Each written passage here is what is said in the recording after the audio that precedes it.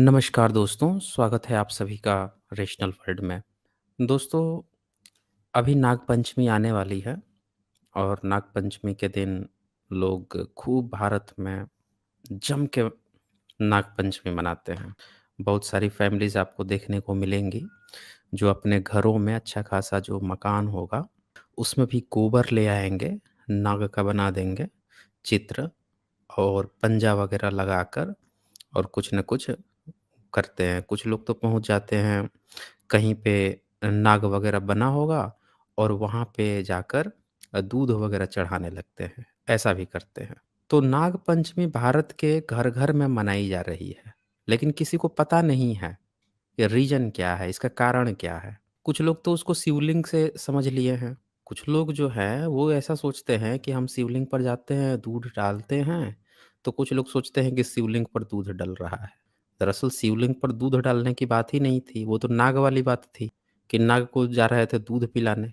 अब वो दूध पिलाना कितना सही है साइंटिफिकली या कितना गलत है, उसकी भी हम चर्चा करेंगे।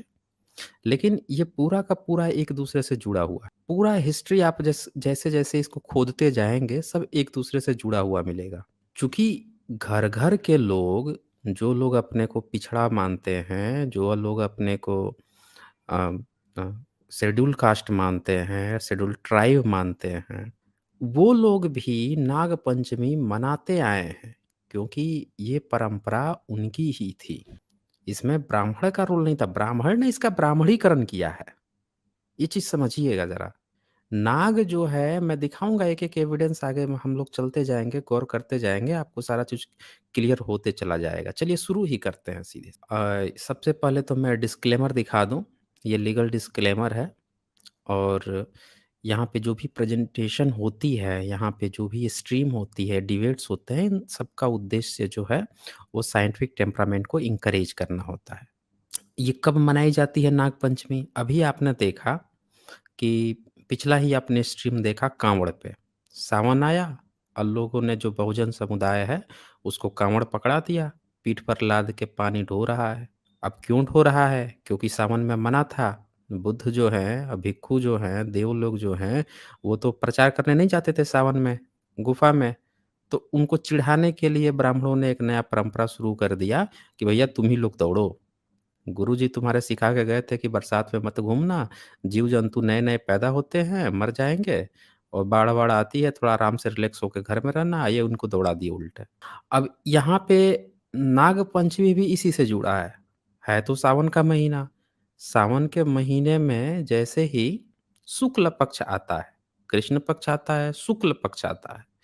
तो शुक्ल पक्ष का जो 5वाँ दिन होता है, उस दिन जो है ये नागपंचमी मनाई जाती है, नागों की पंचमी है। यानी कि ये प्रथा भी तभी शुरू हुई है जब कैलेंडर आ गया और ये कृष्ण पक्ष, शुक्ल पक्ष ये किसका है? बौद्धों का है। कैलेंडर तो पूरा का पूरा बौद्धों का है। ये जो आप चैत, बैसाख, जेठ, आषाढ़ ये जो सावन नाम सुन रहे हो ये बौद्धों के नाम हैं। पाली प्राकृत में ये नाम दिए गए हैं। ब्राह्मणों का कोई कैलेंडर नहीं है। भारत के जितने रीति-रिवाज मनाए जाते हैं, सारे बुद्धिस्ट कैलेंडर से मनाए जाते हैं। एक चीज़ कान खोल के आप गाँठ बाँध लीजिए। ये घरों में जो चैत, बैसाख, जेठ, आषाढ़ जो आप सुनते आते हो, ये ब्राह्मणों का कैलेंडर नहीं है। इसको हिंदू कैलेंडर कह के प्रचारित किया जाता है। ये बौद्धों का कैलेंडर है।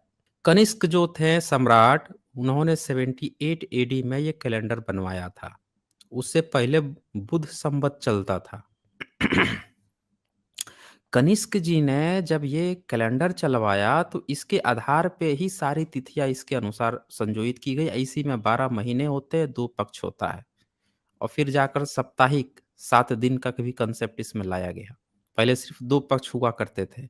चौथी 5वीं सदी में 7 दिनों का कंसेप्ट आ गया था। इंस्क्रिप्शन मिल चुका है, लिखित प्रमाण मिल चुका है। तो ये चीज़ आप देखें कि कितना चतुराई से इस चीज़ को कि लोग जान ना जाएँ कि चैत वैशाख जो है जेठ आषाढ़ बौद्धों का कैलेंडर है, इन्होंने क्या कह दिया हिंदुओं का कैलेंडर है। मैं बार-बार कहता हूँ जैसे ये कहे हिंदू तो आप समझ जाइए कि ब्राह्मणों का नहीं है, ये बौद्धों का है। अब बौद्ध का नाम लेना नहीं चाहता है इसलिए हिंदू शब्द वहाँ जुड़ रहा है। जब देश आज़ाद हुआ तो नेहरू जी ने कहा कि भई भारत का कैलेंडर कौन-सा बनाया जाए? तो ग्रेगोरियन ईसाइयों वाला कैलेंडर है, क्या किया जाए यहाँ पे? इस्लाम तो अपना हिजरी कैलेंडर चलाता है, भारत में क्या किया जाए? तो इन्होंने भारत का शक संवत उठाया, जो सम्राट कनिष्क का द्वारा बनवाया गया था और साइंटिफिकली उसका पूरा एनालिसिस किया गया, सारा चीज़ कर-कुर के सारे बैठे थे, बैठ के तैयार किए और उसको राष्ट्रीय कैलेंडर बना दिया गया। भारत का राष्ट्रीय कैलेंडर बौद्ध शक संवत और उसी कैलेंडर के अनुसार ये मनाया जाता है। अब ये बताइए आप कि जो पर्व त्योहार ही बौद्ध के कैलेंडर के अनुसार मनाया जा रहा है, वो पर्व किसी और का कैसे हुआ? दूसरा तो सिर्फ़ उसका ब्राह्मणीकरण करेगा। ब्राह्मणीकरण क्या किया कि साँप को दूध पिलवाना शुरू कर दिया। बताइए साँप दूध पीता है? साँप जो है दूध पीता है?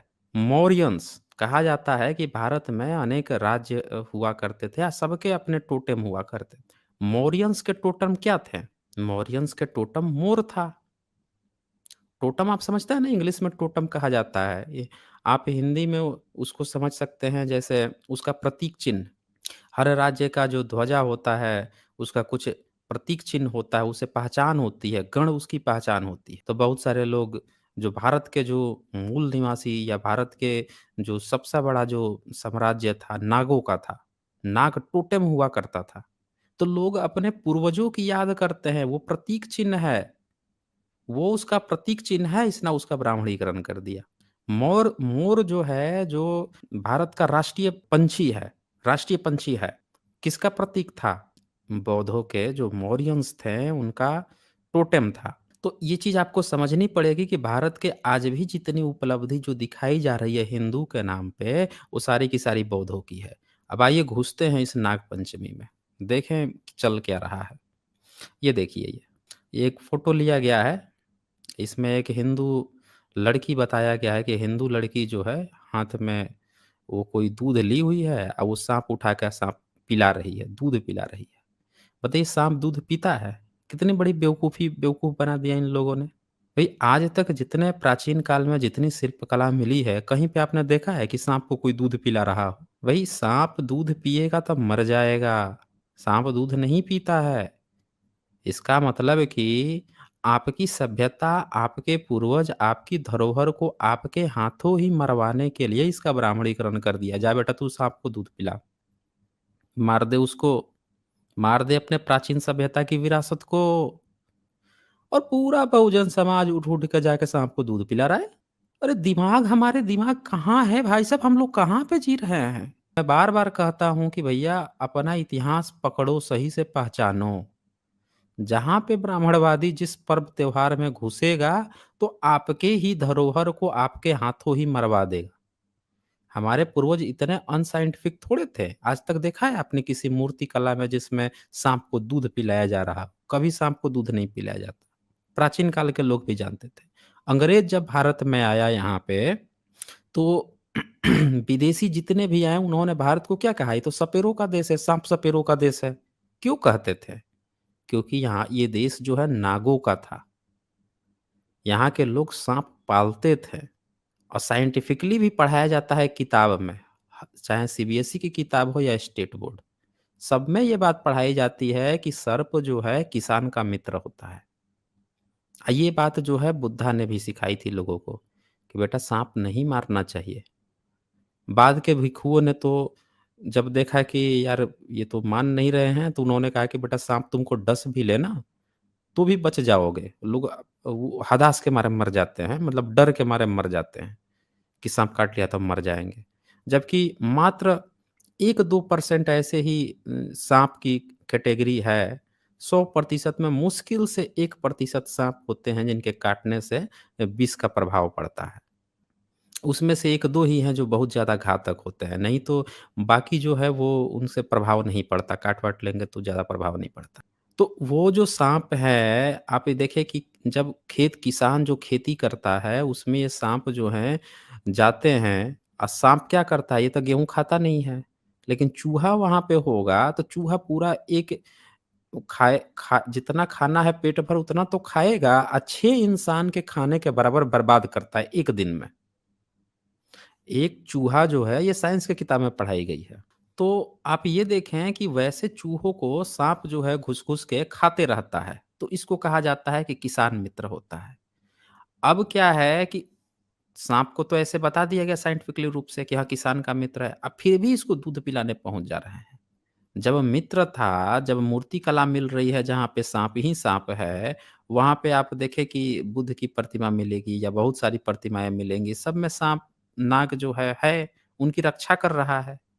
किसान मित्र था, फसलों की रक्षा करता था, बुद्ध की रक्षा कर रहा है, जंगल में है।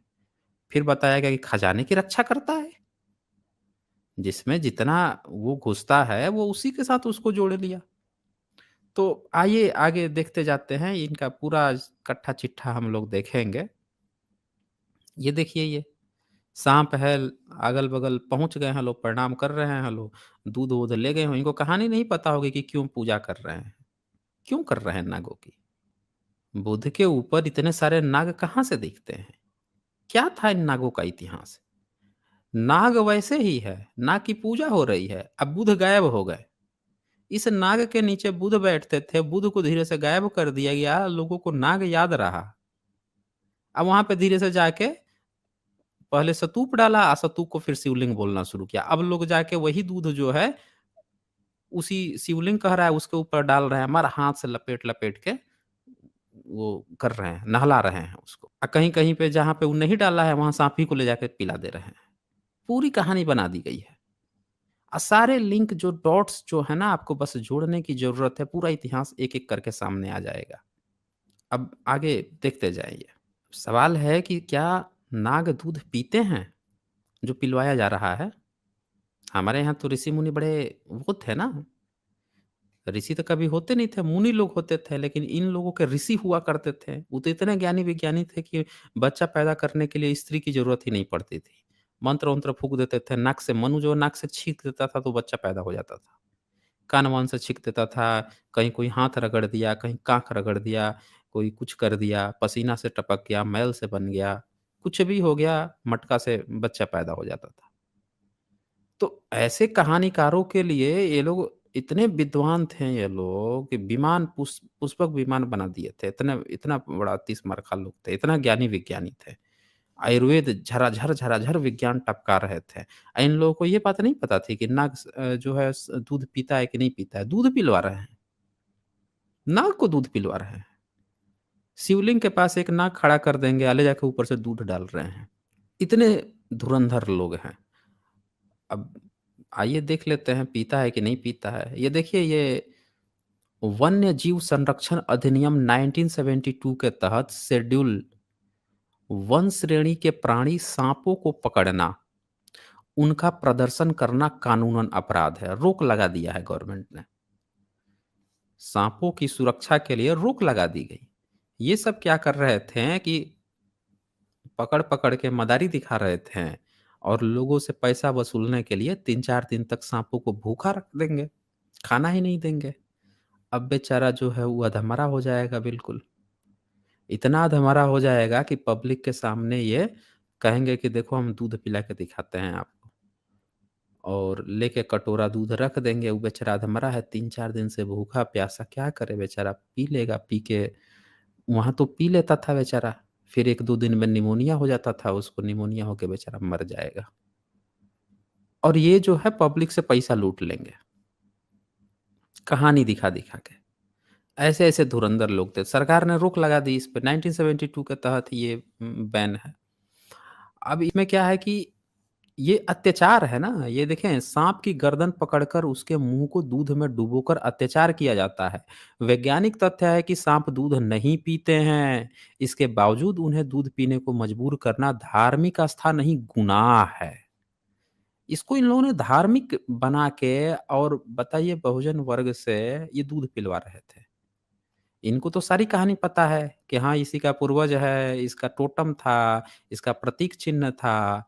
अब इसके ही हाथों इसी के पूर्वज की मौत मरवाते हैं, पूर्वजों की याद की मौत मरवाते हैं, बेटा तू दूध पिला। और फिर क्या कहेंगे, पितर पितर अभी सावन आया है ही ना, पितरों का पिंड तो शुरू होगा ही अभी। तो उसमें फिर एक कहानी नया गढ़ेंगे कि भाई देखो, तुम्हारे जो अब कौवा को खिलाओ खाना-पीना, कौवा खाएगा तो तुम्हारे पूर्वज खा लेंगे। ये इतने बड़े धुरंधर हैं कि बहुजनों को लूटने के लिए जितना अंधविश्वास होता हो सकता था, जितना धूर्तता हो सकती थी, उतना चीज़ लाद दिया। अब बताइए हम बुध के देश वाले लोग हैं, जो तर्क की बात करते थे कि बेटा जब तक दिमाग पे खरा ना उतरे, कोई लिखी बात मत मान लेना। किसी भी धर्मशास्त्र के नाम पर या ईश्वर के नाम पर कोई बात कोई कह दे तो उसको मत मानना। झूठ मत बोलना, नशा मत करना, व्यभिचार मत करना, हिंसा से बचना। था ना ये सब? उस देश के बासिंदों को इन लोगों ने इतनी धूर्तता पकड़ा दी है। दोस्तों वीडियो को थोड़ा ज़्यादा से ज़्यादा शेयर करते रहिएगा ताकि पब्लिक जो है ना सबको ये सच्चाई पता चलनी चाहिए। तो ये यहाँ यहाँ पे आप देख रहे हैं कि साँप जो है दूध नहीं पीता है और फिर भी इन लोगों ने दूध पिलवा रहे हैं। अब बताइए जिसको ये एक छोटा-सा वैज्ञानिक तथ्य नहीं पता हो, वो आपके धर्म का हिस्सा कैसे बन जाएगा? कौन शुरुआत किया दूध पिलाने की? इन्होंने कहानी गढ़ दी। ये कहानी क्या गढ़ते हैं कि इनका एक कोई काल्पनिक ईश्वर है, जिसका जो बुद्ध थे ना अवलोकितेश्वर बुद्ध, उन्हीं का पूरा कॉपी पेस्ट उन्हीं को उठा के विष्णु कहना इसने शुरू कर दिया और अब दिखाएगा कि वो एक दूध के सागर में रहते हैं। ये बनाया था ना इन्होंने, पुराणों में लिख रखा है कि दूध का एक समुंदर होता है, जो जम्बू द्वीप से आगे जब पार करोगे तो पहले गन्ने वाला समुंदर मिलेगा, गन्ने का रस वाला, उसके बाद से फिर आपको मिलेगा दारू दारू का, शराब का सागर मिलेगा। ये सब पार करते जाओगे तो दूध वाला भी सागर मिलेगा, क्षीर सागर। कहेंगे वो क्षीर सागर है। उसमें जो है साँप पर एक व्यक्ति लेटा हुआ है, वो विष्णु है। बताइए पहले तो दूध का समुंदर बना दिया, उस पर एक साँप को लेटा दिया और उस पर जो है विष्णु लेटा हुआ है। बताइए साँप जो है, अब या तो विष्णु कितना चालाक है कि उनको लेटने के लिए जगह नहीं मिल रहा है, जीव-जंतु ही मिल रहे हैं, जीव-जंतु मिल रहा है। उड़ने के लिए एक गरुड़ जीव है, उस पर बैठ जाता है बेचारा। अभी देखें रोक लगा दी है सरकार ने। अभी लड़के जो है ना उन्होंने वो बनाया, जो बैलगाड़ी होती है, तो बैलगाड़ी के आगे बीच में एक चक्का लगा दिया कि ताकि जो 2 बैल हैं, उन पर लोड कम पड़े। उनको लोग अभी भी बहुत सारे लोग बैलगाड़ी पे सामान ढोते हैं, अब जीव पर आप अत्याचार ही कर रहे हो ना। आप उसको खिला-पिला रहे हो, घर में रख रहे हो, इसका मतलब ये थोड़ी है कि आप इतना बड़ा बोझा उसके ऊपर लाद दोगे, उसको टॉर्चर किए जा रहे हो। यार उसकी अपनी ज़िंदगी नहीं है। सुबह-शाम नादे में लगा दिया, खाना खिला दिया, उसके बाद से उसको अब टॉर्चर कर रहे हो सुबह से शाम तक उसको। मतलब मज़दूर है, तो मज़दूर को आप क्या देते हो? मज़दूर को पैसे भी देते हो ना। यहाँ पे आप उसको सिर्फ़ खाना दे रहे हो और सुबह से आप हाँके जा रहे हो, लादे जा रहे हो। पूछे हो कभी उससे कि बेटा तुम कितना भार सहन कर पाओगे, नहीं कर पाओगे? तो लड़कों ने अब एक चक्का बीच में लगा दिया कि वो सिर्फ़ चलेंगे, भार जो है वो चक्के पे रहेगा। लेकिन ये विष्णु को देखिए, इसको ब्राह्मण क्या किए हैं कि कहानी बनाए हैं कि एक साँप को गोला बना के उसी पर लेटा दिए। समुंदर है, नीचे समुंदर है, दूध बह रहा है, दूध के ऊपर साँप है, भैया उसको प्यास लगेगी या दूध पिएगा तो वो तो मर जाएगा साइंटिफिक रूप से। ये कितने धुरंधर चालाक लोग हैं। ये कौन-सी कहानी बनाए हैं? दरअसल इन्होंने पूरी कहानी ही बनाई है, चोरी का माल है। अकल बुद्धि रहता तब तो। कहीं आपने सुना है कि दूध के सागर में बुद्ध? नहीं सुने होंगे। लेकिन इन्होंने बुद्ध की ही पूरी वही चीज़ उठा के और वो बना दिया कि समुंदर दूध पे बैठा हुआ है और फिर दूध पिलवा रहे हैं यहाँ पे लोगों से। इतने बड़े-बड़े ये लोग ज्ञानी लोग हैं, धुरंधर लोग हैं। तो ये आप यहाँ पे देख पा रहे हैं कि ये पूरी तरह से जो है अ, अनसाइंटिफिक है। अब सवाल ये आता है कि भैया हिस्ट्री क्या है फिर नागपंचमी की? कहाँ से ये चीज़ें आ रही हैं? क्यों पब्लिक जो है नागपंचमी मनाती है? क्यों पब्लिक इसके पीछे इतनी पागल है? अगर आप किसी को कह दो, जैसे मुस्लिम ही हैं, उनको आप कोई चीज़ कह दो कि भैया ये नया चीज़ मान लो, वो मान लेंगे? नहीं मानेंगे। भारत के लोग क्यों इतनी आसानी से मान लेते हैं? भारत के लोग इतनी आसानी से क्यों मान लेते हैं? ईसाइयों को आप कोई चीज़ नया चीज़ उठा कर दे दो कि भैया तू ये चीज़ मनाना शुरू कर दे, वो मानेंगे? नहीं मानेंगे। उनके मौलवी, उनके पोंप कोई नई चीज़ उठा कर दे देना, आपस में ही लड़ मरेंगे और नहीं चीज़ मानेंगे।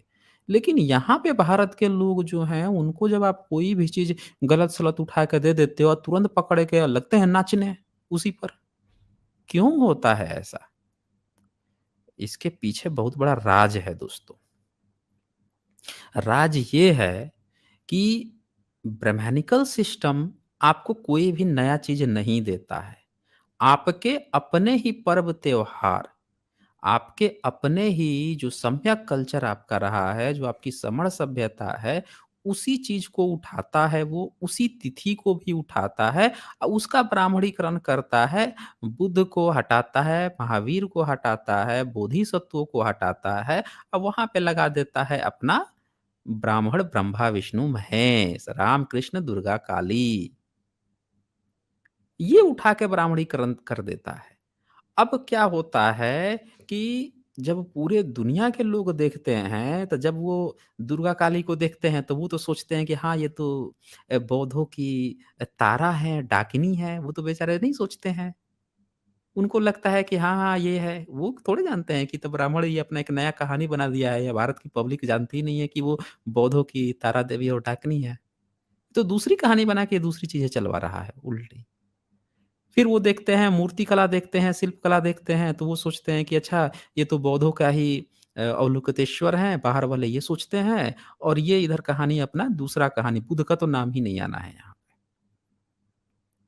तो इंटरनेशनली, ग्लोबली भी वो विरोध नहीं कर पाते और यहाँ की पब्लिक आसानी से वो अपना कल्चर मान के सामने तो हिंदू मुसलमान खड़ा ही किया हुआ है, आसानी से इनको उसमें डुबो देता है।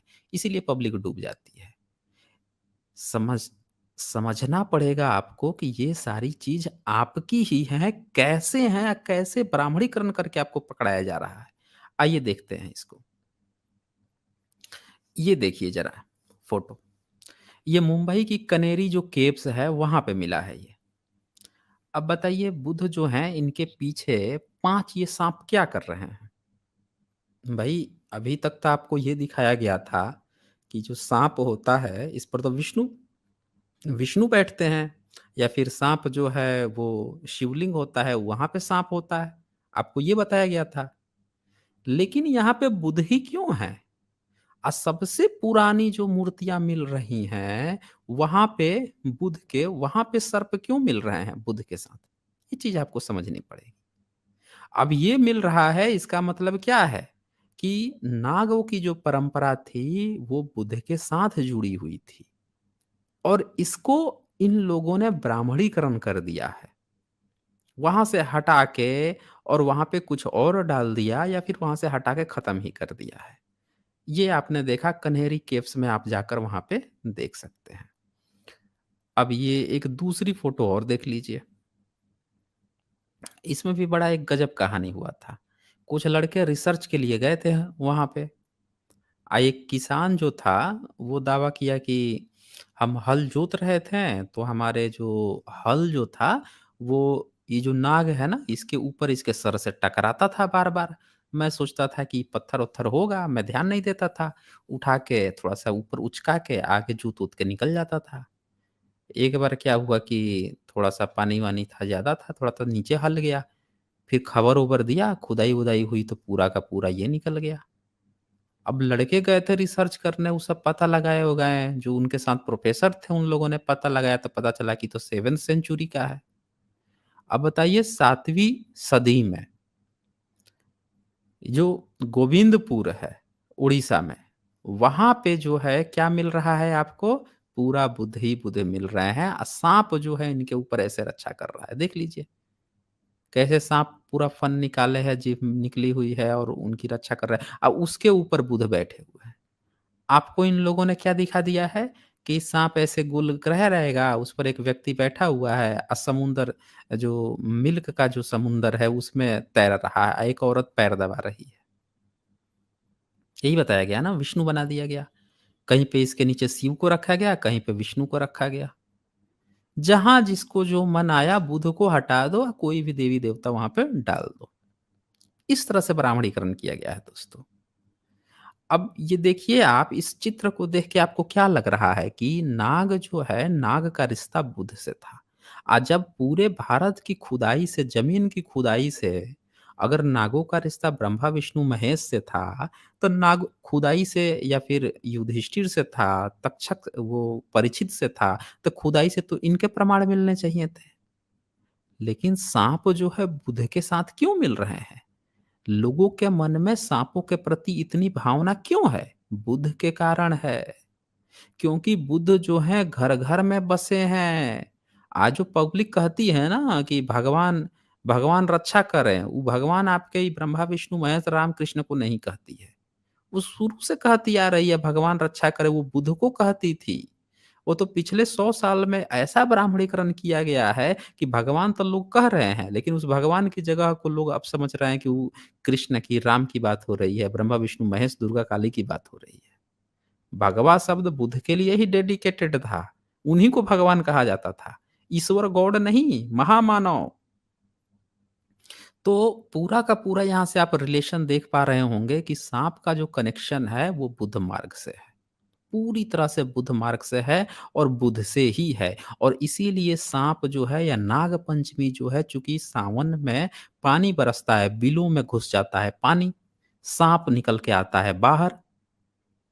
तो इसमें जो है पब्लिक जो है नागों को मारना नहीं है, बुद्ध ने और जितने भी बौद्ध भिक्षु थे, इन्होंने सिखाया, इन्होंने तो आप चले जाइए, थाईलैंड वगैरह में, म्यांमार वगैरह में मिल जाएँगे बाघों को, टाइगर को पालते हुए, लेके ऐसे जैसे लोग अपने डॉगी को घुमाते हैं, वैसे वो शेरों को लेकर घुमाते हैं, ऐसी भी वीडियो आती हैं।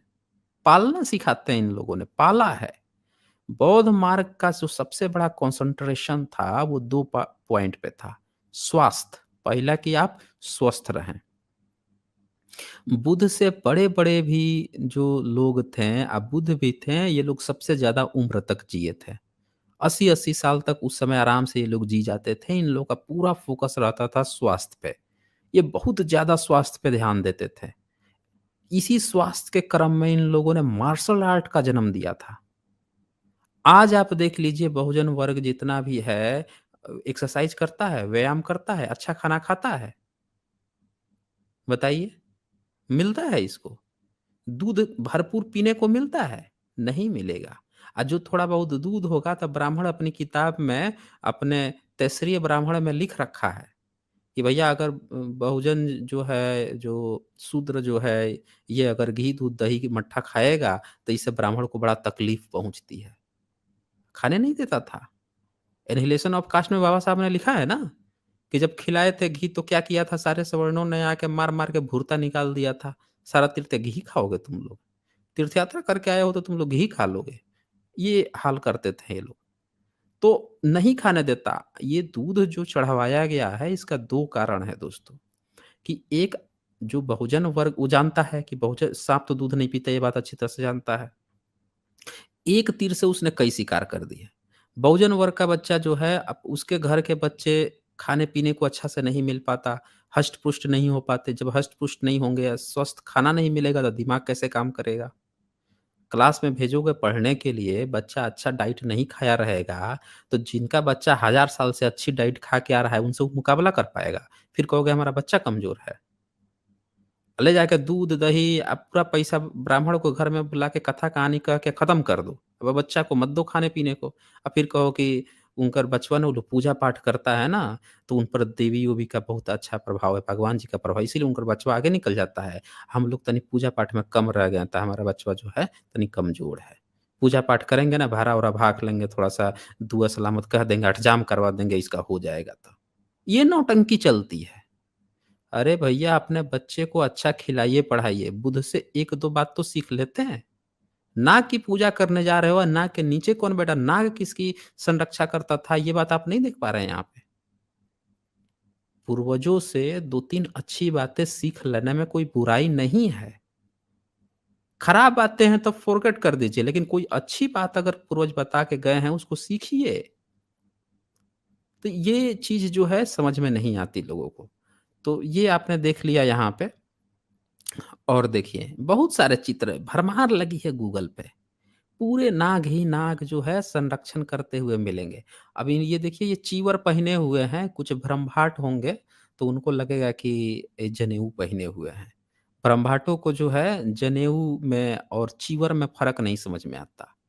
चोरी का माल है ना, जो चोरी करता है, चुराता है, जो वो तो उसको सावन के अंधे को हर जगह अंधा ही मतलब सावन के अंधे को हर जगह हरा ही हरा दिखता है। अभी एक फ़ोटो मिली है गणेश की, गणेश गणेश कहा जा रहा है, एक्चुअल नाम विनायक है, बौद्धों का वो है। अब वो गले में साँप लगा के पहने हुए है, साँप साँप पहने हुए है। उसको लिखे हैं सब रिसर्च पेपर में कि यज्ञोपवीत है साँप का। अब बताइए यज्ञोपवीत करना होगा तो इनके कौन से धर्मशास्त्र में लिखा है कि साँप को उस तरह से लपेट लो अब वो तुम्हारा यज्ञोपवीत जनेऊ हो जाएगा। ये इतने बड़े धूर्त खिलाड़ी हैं। इन्होंने बौद्धों की शिल्प कला को अपनी तरह से पिरो लिया है। अपनी तरह से हर चीज़ कहानी बना ली है। पूरी कहानी इन्होंने बौद्धों की शिल्प कला को बिगाड़ने के लिए देखिए, एक चीज़ याद रखिए, भारत की जितनी शिल्प कला बनी है, अय्याशी के लिए नहीं बनी है। विदेशों में, ग्रीक में, आप इटली में, रोम में जो मिलते हैं, कॉइन्स मिलते हैं जिसमें अय्याश सामंत हुआ करते थे। ये अय्याश जो है नंगे-पुंगे मूर्तियाँ वहाँ पे मिल जाएँगी अय्याशी वाली। लेकिन भारत में जितनी शिल्प कला मिली है वो सारी की सारी शिल्प कला जो है बुद्धिस्ट शिल्प कला है, जैनों की शिल्प कला है। ये कुछ कह रही है, ये कुछ बोल रही है। इनकी शिल्प कला वो बातें बोल रही हैं जो बातें अभी लोग समझ नहीं पा रहे हैं। आप नहीं समझते हैं, हर शिल्प कला कुछ बोलती है। यहाँ पे बुद्धा बैठे हैं, पीछे इतने ये जो साँप दिख रहे हैं, ये कुछ बोल रहे हैं। इसके पिछले वाला आपने जो देखा जिसमें बुद्ध यहाँ बैठे हुए हैं, इनको इतना ऊपर उठाया है और साँप पूरा फुफकार रहा है, ये शिल्प कला कुछ बोल रही है। एक बहुत बड़ा मैसेज दे रही है। ये देखें, इसके पहले यहाँ पे सिर्फ़ 5 साँप हैं, 5 नाग हैं, वहाँ पे 7 थे, ये कुछ बोल रहे हैं। ये बता रहे हैं, ये चीज़ें बता रही हैं कि यहाँ पे 5 ही फन क्यों हैं। यानी कि इसका ये मतलब हुआ कि यहाँ पे 5 संरक्षक हैं। इस जगहों पे 5 अलायंस है, 5 राज्य जो हैं, वो अलायंस किए हुए हैं कि बुध पर हमला उनके ऊपर हमला माना जाएगा। मतलब मैं एक सिम्बॉलिक आपको बता रहा हूँ, एग्ज़ैक्टली ये नहीं है। जब बुद्ध थे क्योंकि ये शिल्पकला 7th 5th 7th सेंचुरी की है, लेकिन जब बुद्ध थे, उस समय जो 16 जनपद थे, उन लोगों ने अनाउंसमेंट किया था कि बुद्ध पे हमला उनके राज्य पे हमला माना जाएगा। तो ये जितने भी ये जो 5 ये जो दिखाए जा रहे हैं, ये इनके दिखाए जा रहे हैं कि बुद्ध के या बुद्ध शिल्प कला के इनके ये संरक्षक हैं और नाग जो है ये टोटेम है, यानी जिस-जिस राज्यों का टोटेम नाग है, वो सारे जो है इनका अलायंस है और वे इनके रक्षक हैं। इसी तरह से ये जो 7 दिखाया जा रहा है, इसमें भी दिखाया जा रहा है कि 7 जो नाग्स हैं, ये इनके संरक्षक हैं और ये उनके टोटेम है। ठीक है ना? ये बहुत चीज़ें बोलती हैं, जो 1000 साल तक हमें जो गुलाम किया गया है, ये क्या अंग्रेज़ों और मुगलों ने गुलाम किया था? नहीं, ये ब्राह्मणों ने गुलाम किया था। मैं गुलामी एक्चुअल गुलामी मानता हूँ, जिसमें आपका शैक्षणिक और आर्थिक आधार जो है, आपका राजनैतिक अधिकार, आपका जो है सामाजिक अधिकार आपको जो बहिष्कृत कर दे, वो असली गुलामी होती है। क्या मुगलों ने उर्दू पढ़ने से किसी को रोका? उन्होंने लिखा कि उर्दू जो है या अरबी फ़ारसी जो है कोई भी शूद्र जो है, कोई अछूत है या पिछड़ा है, ये नहीं पढ़ेगा। क्या उन्होंने रोका कभी? क्या एक भी फरमान जारी किया किसी मुगल शासक ने या किसी मुस्लिम शासक ने? क्या अंग्रेज़ों ने ऐसा कोई फरमान जारी किया कि अंग्रेज़ी तुम्हें नहीं सीखने देंगे? उन्होंने तो पकड़-पकड़ के सिखाया, कानून बना दिया। तो गुलाम कभी उन्होंने नहीं किया दोस्तों। हमारी असल गुलामी हुई जिन लोगों ने हमें एजुकेशन से रोका, हमारी पाली को पहले बर्बाद किया, पाली प्राकृत को बर्बाद कर दिया। जब पाली प्राकृत बर्बाद होगा, हमारे सारे विश्वविद्यालय जलाए गए, जो ये शिल्प कला बोल रही थी, हर शिल्प कला कुछ बोलती है। तो ये क्या बोल रही थी, वो स्क्रिप्चर्स में जो चीज़ें दर्ज थी, ये शिक्षाएँ थी पूरी बुद्ध की। उस समय 3D लेज़र नहीं था, स्क्रीन नहीं था उस समय, टीवी नहीं था। ये मूर्तियाँ थी। मूर्तियाँ एजुकेशन देती थी। एक सिंगल पीस मूर्ति को दिखाकर और बौद्धिस्ट जो हैं, जो महायानी लोग थे, जो चित्रकला बनाकर दिखाते थे लोगों को बता सकते थे, जो रिप्रेजेंटेशन होता था वो दिखा सकते थे कि ये क्या चीज़ें बता रही हैं, क्या इसका सिंबॉलिक रिप्रेजेंटेशन है, इससे आप क्या शिक्षा ले सकते हैं, वो सारी चीज़ों को ख़त्म कर दिया गया। और आज आपको क्या किया गया है? इनके आगे एक घंटा लटका दिया जाता है, जाइए मारिए टन और फिर आके दुनिया भर का आपसे कहा जाएगा मिन्नत माँग लो, ये माँग लो, शिक्षा गई भाड़ में। उल्टे आपको घंटा लगा के घंटा बजाने के लिए तैयार कर दिया गया। तो ये चीज़ आपको समझनी पड़ेगी कि किस तरह से हमें बर्बाद कर दिया गया, जो एक्चुअल शिक्षा थी, जो मूर्ति कला थी, शिल्प कला थी। आपको क्या लगता है ये अजंता केव्स क्यों बनाई गई? एलोरा केव्स क्यों बनाई गई? इसमें जो भीतर आप घुसते हैं, जो वहाँ पे जातक कथाएँ पूरी चित्रित करके लिखी गई हैं, ईसा से ही कितने-कितने सौ साल पहले की है, 300 साल पहले, 400 साल पहले तक की भी कहा जाता है, बनाई गई। क्यों बनाई गई थी? लोग उन चित्रों को देख के, उस पे जो लिखित है, उसको देखकर जातक कथाओं को समझ सकें। एजुकेशन दी जा रही थी।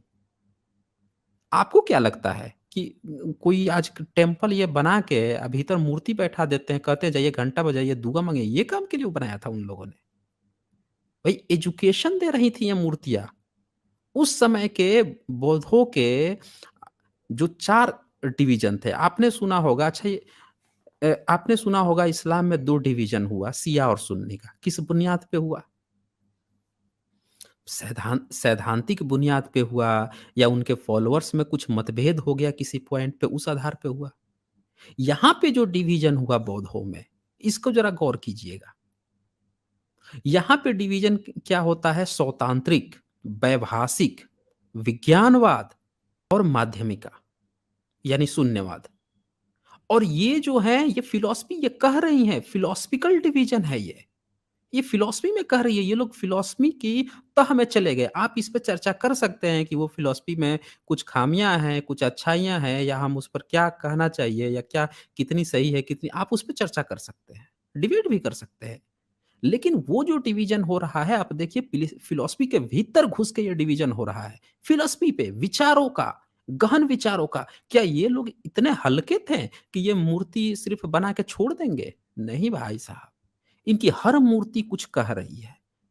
ये तो आपको उन शिक्षाओं को भुलाने के लिए आगे घंटा लगा दिया गया कि बेटा जैसे जाना घंटा मारना, उसी से पता चल जाएगा टन करेगा, दिमाग शून्य हो जाएगा, फूल बत्ती चढ़ाना, भीतर जो बैठा होगा उसका कुछ फ़ायदा करा के निकल लेना। जानना मत कुछ करना है, वो तो लहंगा चुनरी, साया, ब्लाउज़, टिकुली, सिंदूर लगा के बैठा के बना ही दिया है, जो बनाना है। तो ये चीज़ें हैं और इसीलिए मैं ये इसलिए बता रहा हूँ ताकि आप सबको ये बात समझनी पड़ेगी कि जो नाग जो हैं, ये हमारी परंपरा थी या इसका कैसे ब्राह्मणीकरण करके दूध पिलवाया जा रहा है। और देखिए, ये मैंने दिखा ही दिया। अब ये एक किताब है वर्तमान क्षत्रिय पूर्व में कौन थे? इसके लेखक हैं प्रोफ़ेसर विलास खरात जी। इनमें से कुछ पॉइंट्स जो मुझे मैंने निकाले हैं इनमें से छाँट कर कुछ पॉइंट्स निकाले हैं, वो पॉइंट मैं दिखाता हूँ कि उसमें क्या चीज़ें बताई गई हैं, नाग परंपरा के बारे में।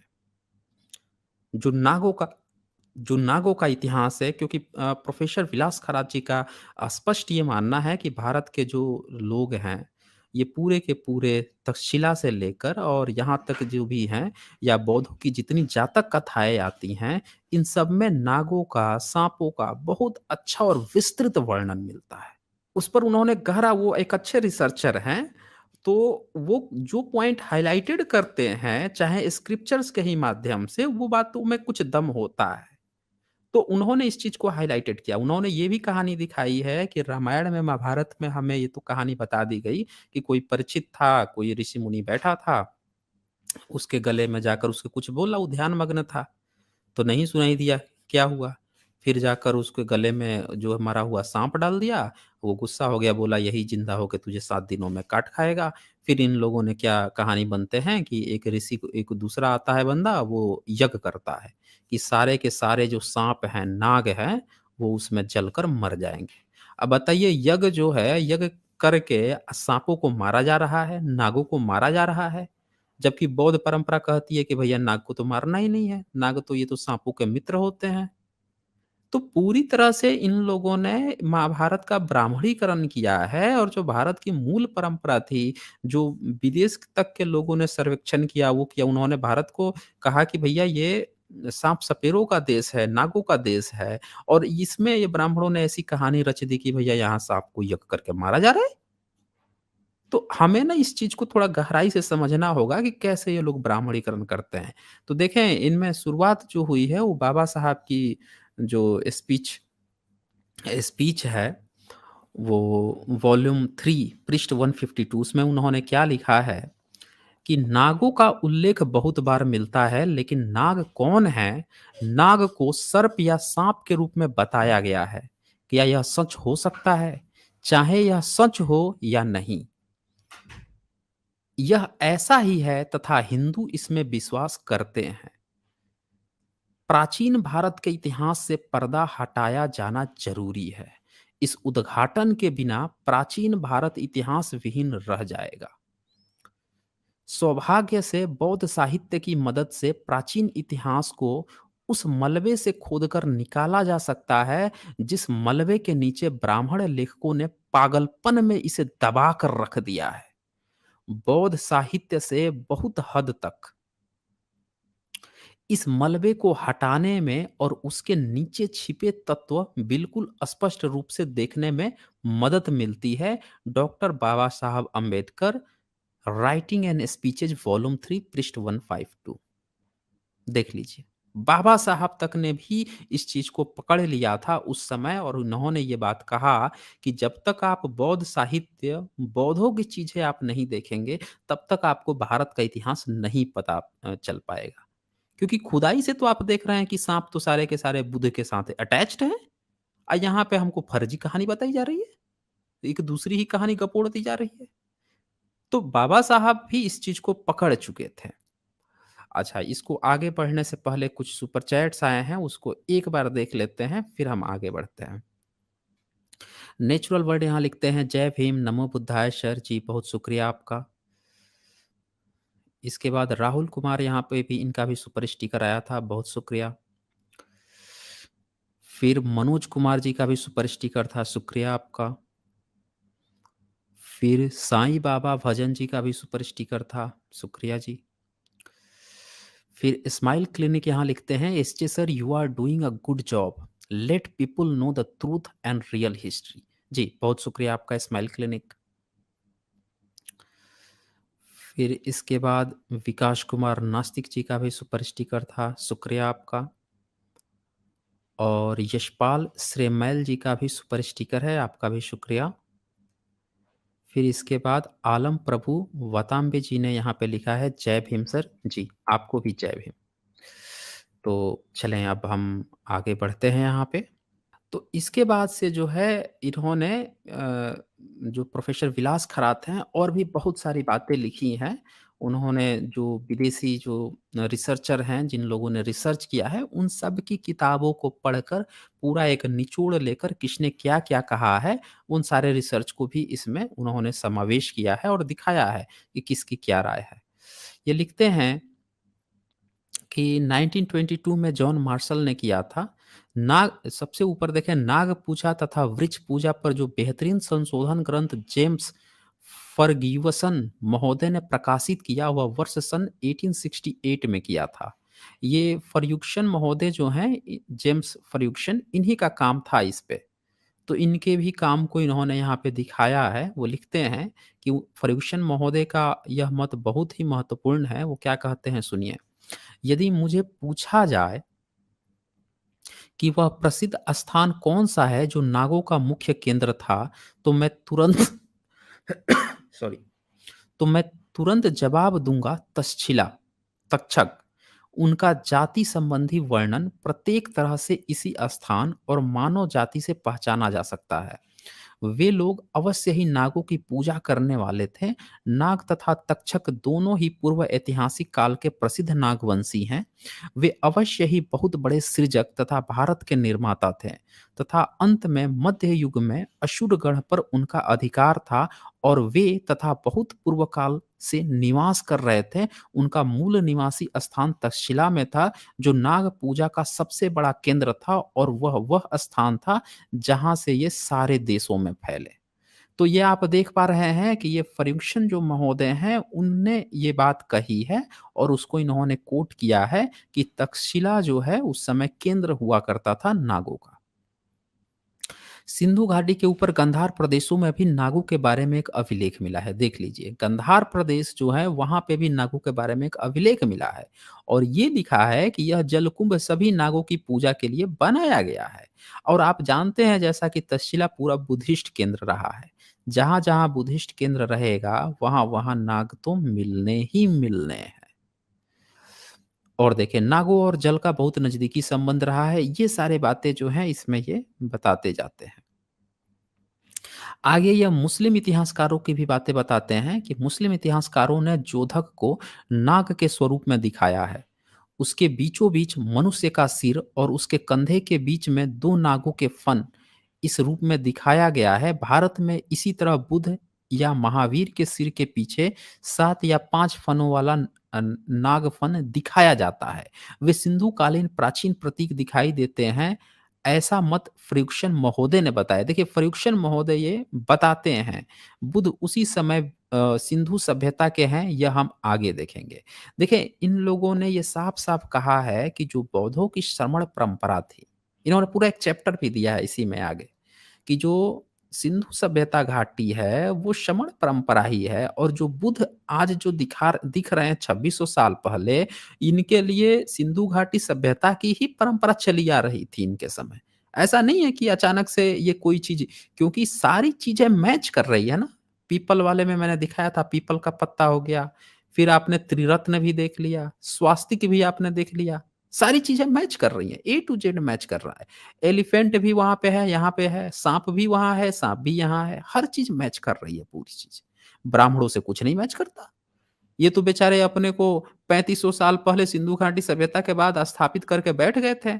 हालाँकि उस पे भी अब तो उनको वो भी भारी पड़ गया है, जब से इनकी पोल खुलनी शुरू हो गई है कि संस्कृत कहाँ है, वेद कहाँ है, वैदिक काल कहाँ है, उस वो भी इनके लिए भारी पड़ गया है। बेचारों के मुँह से आवाज़ नहीं निकल रहा है। तो ये वो तो हम लोग देखते ही रहते हैं, यहाँ हम चर्चा करते हैं। तो ये चीज़ें आप देख लीजिए कि मुस्लिम इतिहासकारों ने जो जोधक को दिखाया है, इसका मतलब कि जोधक जो भी है, वो इन्हीं बुद्धिस्ट शिल्प कलाओं से प्रेरित है, बनाया गया है। नागों का विस्तार सिंधु सभ्यता से दूर-दूर प्रदेशों में फैला हुआ था। बिल्कुल, क्योंकि बौद्ध थे, वो तो दुनिया के हर कोने में जो कनेक्टेड क्षेत्र जहाँ पहुँच सकते थे, वहाँ तक जाते थे। तो इन्होंने ईसा पूर्व 5वीं सदी तक टिका हुआ था। ये साइरस में उनका नष्ट करके ईरान में स्थापित किया। ये पूरा चीज़ आप देखेंगे, ये सारा का सारा अफ़गानिस्तान, ईरान, हर जगह तक ये पहुँच गए थे, हर जगह पहुँचे थे। मुजमिल कहते हैं कि जब अरबों के पूर्वज ताज जो नागवंशी था, वह बाबेल में राज कर रहा था, तब इसके 2 लड़कों में से एक ने फेरुदुन की लड़की के साथ शादी की। ये ज़रा सुनिएगा इस चीज़ को, फिर से मैं रिपीट करता हूँ। मुजमिल जो है एक रिसर्चर हैं, वो क्या कह रहे हैं कि जब अरबों अरबों के पूर्वज ताज जो नागवंशी था, वह बाबेल में राज कर रहा था। तब उसके 2 लड़कों में से एक ने फेरदून की लड़की के साथ शादी की और वो काबुल में बस गया। उसका लड़का रुस्तम की माँ की ओर से उसका नाना था। इस वंश की जानकारी हमें शाहनमेह में भी मिलती है, जिसके अनुसार शाम को लड़का हुआ तब वह काबुल गया था। तब उसे प्राचीन नागराजा जोहाक का वारिस मिहराण काबुल में राज कर रहा था, ऐसा उसे दिखाई दिया। मिहराण की लड़की रुदाबेह उसके प्यार में गिरा, लेकिन मुबीद लोगों ने उसके साथ शादी मत कर ऐसा कहा, क्योंकि उसके पिता काबुल के राजा हैं और वे वास्तव में जोहा या नाग वंश के वंशज हैं। अब ये आप देख लीजिए कि जो आज इस्लाम की पद्धति है, उससे पहले वहाँ पे नागवंशियों की परंपरा थी, अरब में, काबुल में, ये आप देख पा रहे हैं। और ये जो है, हम लोग अपने तरफ से नहीं कर रहे हैं। ये इस्लामिक रिसर्चर जो हैं, जो उनके ऊपर रिसर्च किए हुए हैं, मुजबिन, ये देखें इनका क्या नाम था? मुजमिल, ये कह रहे हैं। तो क्योंकि तो वो मना करता है कि नहीं उससे आप जो है ना मत शादी कीजिए। उसके पिता ने इसी वजह से विरोध किया था। इसीलिए उसने अप उनका दूसरा लड़का शाम को आग और तलवार के बल पर काबुल जलाने को कहा और खासकर मिहराण के घरानों को नष्ट करने को कहा और उनके संबंधित सभी नागवंशियों को संहार करने को कहा। तो देखें अब वहाँ पे लड़ाई हो जाती है दोनों में। वो जो मिहराण जो है वो नागवंशियों के संहार करने की यहाँ पे बात आ रही है कि नागवंशियों को मार डालो। मिहराण जो है वो इनको नाश करने की बात करता है। लेकिन मिहराण और झाल भाग कर बच गए। उससे रुस्तम पैदा हुआ अरबस्तान और ईरान के लोगों में नायक के तौर पर माना जाने लगा। इस तरह ईरान का नागवंश काबुल में मौजूद रहा। ईरान से तो ये आ गए काबुल में ये मौजूद रहे। उस नागवंश का बौद्ध काल में भी भारत के साथ अच्छे संबंध रहे। तो अब ये जो काबुल में आया था, ये बौद्ध काल में बहुत अच्छा इसका संबंध रहा। इससे पता चलता है कि नागों की परंपरा कितनी बड़ी परंपरा है। फ़रिश्ता बताता है कि जहाँ के वंशजों ने अफ़गानिस्तान के घोर प्रांत पैगंबर मोहम्मद के समय तक राज किया था। हाजूस मिरा जो सन 1227 में घोर से भारत आया, मोहम्मद गोरी के साथ था। उसने अपने किताब में लिखा कि मोहम्मद गोरी भी जहाँक वंश का था। लीजिए भाई साहब, ये सारे के सारे जो हैं बाद में कन्वर्टेड हुए हैं, ये सब उसी परंपरा के थे। देखिए, इससे स्पष्ट होता है कि अफ़गानिस्तान के लिए नागवंशी हैं। होगेल महोदय बताते हैं, ये भी विदेशी रिसर्चर हैं, ये क्या बोलते हैं कि बलूचिस्तान में कोई मराज अर्थात नागों का पर्वत है, जिसका नाम झाँक वंशजों से पड़ा है। हेरात में एक किला है, जिसे झाँक की पुत्रियों ने बाँधा था। उत्तर अफ़गानिस्तान में गोर-ई-मार अर्थात नाग की कब्र यानी मजार नामक एक गाँव था, जहाँ पर अली ने नाग को मारा था। तो ये आप देख रहे हैं नागवंशियों की और इस्लाम से भी जो मारा हुई है और मारे हैं, तो भी उसका मजार वहाँ पे बना हुआ है। जैसे यहाँ पे भारत में जो मुस्लिमों को आपने सुना होगा कि बहराइच एक ज़िला है, जहाँ पे दरगाह का मेला लगता है, जहाँ पे एक गाज़ी जो था उसको सोहेलदेव ने मारा था, 16 राजाओं का अलायंस बना के। तो जब उसको मारा था तो जीता तो सोहेलदेव, लेकिन वो जो मारा गया मुस्लिम गाज़ी जो है, उसका कब्र आज भी देखने को मिलता और अफ़गानिस्तान में आप देखें कि नाग की कब्र मिल रही है। भले ही उसको अली ने मारा लेकिन फिर भी नाग की कब्र वहाँ पे मिल रही है। ये चीज़ आप देखें। तो इसी तरह से हेनसोंग जब श्वेत घाटी में आया था यहाँ पे भारत जब यात्रा के दौरान, तो उसने बहुत सारे नागों की कथा उसने भी बताई है। इसमें भी बहुत सारा कहानी है जो आप देखें कि जो जातक कथाएँ आती हैं उसमें बहुत सारी कहानियाँ आती हैं। कुछ कहानियों के साथ थोड़ा-सा अंधविश्वास भी लोग जोड़ देते हैं, लेकिन नागों की कहानियाँ खूब मिलती है। थोड़ा-सा लोगों ने समय के अनुसार उसमें अंधविश्वास भी जोड़ दिया कि इंसान जो है रूप बदल लेता था, साँप बन जाता था। ये जो फ़िल्मों में दिखाते हैं ये लोग, इच्छाधारी नाग-नागिन। लोगों ने होता क्या है कि जब कोई एक अच्छी कहानी होती है, तो उसके साथ कुछ लोग मिर्च मसाला लगा देते हैं, तो इस तरह से करके। लेकिन कुल मिला के ओवरऑल मैसेज ये है कि नागों की कहानी बौद्धों के साथ बहुत भयंकर रूप से जुड़ी हुई है। उनकी जातक कथाओं से लेकर हर चीज़ में आप नाग ही नाग देखते हैं। ये पूरी तरह से एक सम्यक समण परंपरा है। ये भी एक कहानी है यहाँ पे। एक कहानी उस बौद्ध भिक्खु के बारे में बताई गई है जिसने पात्र वृक्ष नष्ट करने का कारण नाग बन जाता है और वह तक्षशिला के एक तालाब में रहता था। तो देखिए लोगों ने तरह-तरह की कहानियाँ बना दी, लेकिन वो नाग जो है वो रहा वहाँ पे। इसके बाद सारे प्रमाण बौद्ध साहित्य में हमें मिलते हैं पर हिमवंत हिमालय प्रदेश में 84,000 नागों को बौद्ध भिक्षुओं ने धम्म में लाया था और राजा धम्म के अधीन रहकर लोगों का कल्याण करते थे। महाराष्ट्र में भेजे बौद्ध भिक्षु भी लोगों को धम्म की राह पर लाया था। महाराष्ट्र भी नागों का केंद्र था। देखिए महाराष्ट्र भी जो है पूरा वो नागों का केंद्र था। वहाँ भी उनके जो पूर्वज हैं वो नागवंशी ही लोग हैं। ओल्डाम महोदय कश्मीर एक समय नागों से भरा पड़ा था ऐसा बताते हैं। लीजिए भाई साहब पूरा कश्मीर जो है वो भी नागों का नाग इंसान हुआ करते थे। इन लोगों ने टोटम जो है वो नाग बना के दिखाना शुरू कर दिया। जब सोचिए पूरा भारत ही नागों से भरा पड़ा था, तो लोग नाग अपने पूर्वज की तो पूजा करेंगे ही करेंगे। आप सुना है ना? कहते हैं कि ये हमारे कुल देवता है, ये हमारे पितर हैं, ये है, वो हैं। सब लोगों को ये चीज़ तो पता है। बस उसका ब्राह्मणीकरण ब्राह्मण ने कर दिया है, वहाँ पे लोग गच्चा खा गए। अपना एक्चुअल चीज़ भूल के ये समझ लिए कि अब वो गुरु है। ये चीज़ हुआ है। तो प्राचीन नागों के अवशेष आज भी हमें कश्मीर और सिंध में मिलते हैं। इनमें से कुछ नाग लोग ब्राह्मणों के आतंक से तंग आकर मुस्लिम बन चुके हैं। देखिए बहुत सारे जो भारत के कन्वर्टेड मुस्लिम हो चुके हैं, ये लोग भी नागवंशी लोग ही हैं। फिर भी इन्होंने नाग देवता शेष, वासुकी, वासुदेव, वसक नाग, ये देखें ये सारा नाम जो आ रहा है ये सब बौद्धों के ही हैं। तक्षक, बकत नाग जैसे नागों की पूजा अभी तक जारी रखी है।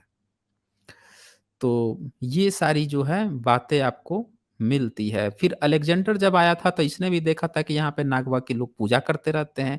एक सबसे अच्छा ज़िक्र इन्होंने किया है यहाँ पे कि अकबर के समय में भी कश्मीर में नाग पूजा का प्रचलन अधिक मात्रा में था। ये ज़रा गौर कीजिएगा इस पे।